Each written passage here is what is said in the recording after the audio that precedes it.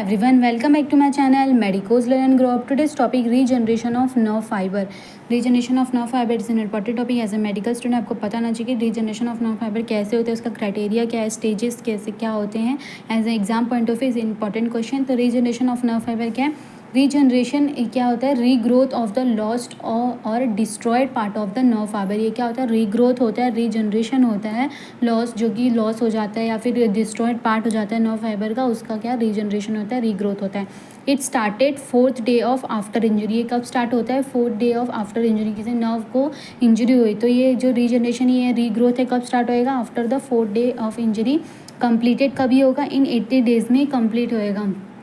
Criteria for regeneration, gap between. क्या क्या criteria है कि रीजनरेशन, अगर नर्व फाइबर्स में कोई इंजरी कॉज हुई तो रीजनरेशन होने के लिए क्या क्या होना चाहिए, कि क्राइटेरिया क्या होना चाहिए?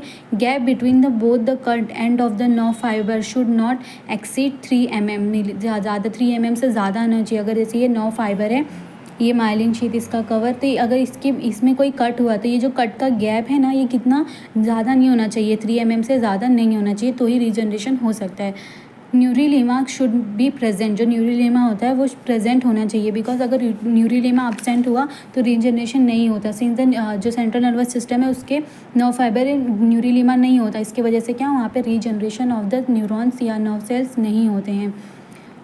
Nucleus must be intact. जो न्यूक्लियस होता है वो मस्ट भी होनी चाहिए सेल के अंदर. सेल बॉडी के अंदर जो न्यूरॉन्स है उसकी सेल बॉडी के अंदर न्यूक्लियस होने चाहिए.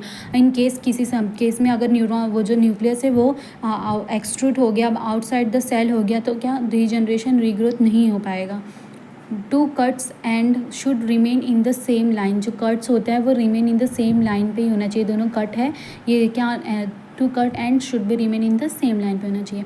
स्टेज ऑफ रीजनरेशन, कैसे कैसे रीजनरेशन होता है, उसके स्टेजेस क्या है? First, some pseudopodia like extension called fibrils और रीजनरेटिव स्प्राउट्स ग्रो. जो मतलब सुडोपोडिया लाइक जो एक्सटेंशन हो जिसको क्या फाइब्रिल्स बोलते हैं, वो ग्रो होता है from the proximal cut end of the nerve fibre. जो proximal cut of the nerve fibre, ये जैसे कि इस डायग्राम में देख सकते हैं, ये क्या, ये साइट ऑफ इंजरी, ये प्रॉक्सिमल है और ये डिस्टल है. तो प्रॉक्सिमल कट एंड से क्या होएगा, ओरिजिन होएगा रीजनरेटिव स्प्राउट्स और एक्सटेंशन होएगा फाइब्रिल्स का.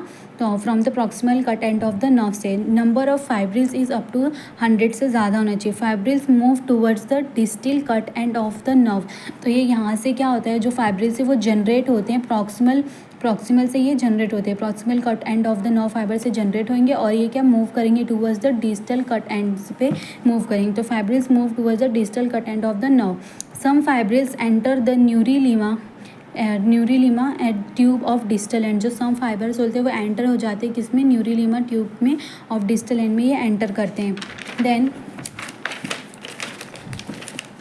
स्वान cells line up the neurilemmal tube. जो स्वान सेल्स होते हैं वो क्या लाइन अप कर देते हैं न्यूरीलीमल ट्यूब के यहाँ पे.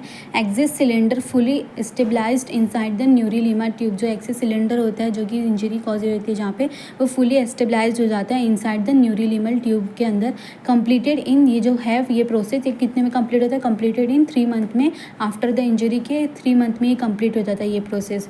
Myelin sheath is form by Schwann cell slowly. जो माइलिन शीट होता है, माइलिन शीट जो कि कवर करके रखता है एक्सिस सिलेंडर को, वो क्या होता है, फॉर्म्ड होता है स्वान सेल के थ्रू स्लोली. कंप्लीट कभी होता है? इन 1 साल 1 ईयर लग जाता है for the form of myelin sheath. जो कि कौन फॉर्म करता है? स्वान सेल फॉर्म करते हैं धीरे slowly. Diameter the nerve fibre gradually increase. तो डायमीटर होता है नर्व फाइबर का, वो ग्रेजुअली स्लोली इंक्रीज होता है. In the nerve cell body first the Nissl granules appear followed by Golgi apparatus. Nerve cell body में फर्स्ट नीसल ग्रेन्यूल्स अपीयर होंगे जब वो उसका रीग्रोथ होएगा, followed by the Golgi apparatus.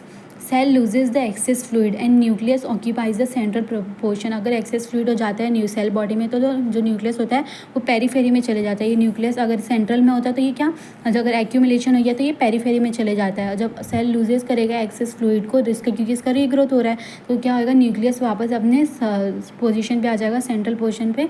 और ये क्या, उसकी ये एनाटॉमिकल रीजनरेशन जब हो जाएगा वो नर्व सेल का जिसमें इंजरी हुई है न्यूरॉन्स में, then occurs first then functional recovery occurs after the long period. जब एनाटॉमिकली वो ठीक हो जाएगा, उसका रीजनरेशन रीग्रोथ हो जाएगा, देन फंक्शनल रिकवरी अकर्स हो जाएगी after the long period. That's it. ये था रीजनरेशन ऑफ नर्व फाइबर्स.